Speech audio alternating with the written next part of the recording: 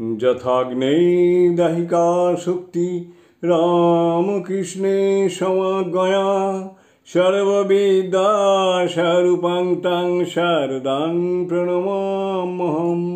শতরূপে সারদা বই থেকে পাঠ। বিষয় শ্রীমা মনীষীবৃন্দের দৃষ্টিতে পরবর্তী অংশ। শ্রীমা ছিলেন এমনই একজন নারী।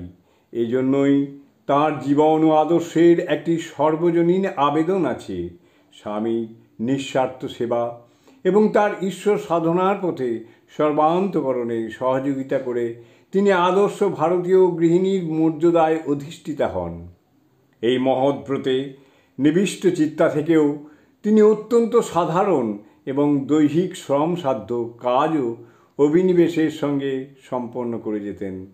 স্বামীর সান্নিধ্যে তিনি কঠোর সাধনায় আত্মনিয়োগ করেন এবং সুউচ্চ আধ্যাত্মিক ভূমিতে উপনীতা হন। তবু বাস্তব দৈনন্দিন সংসার জীবনের দায়িত্বকে তিনি বিন্দুমাত্র অবহেলা করেননি।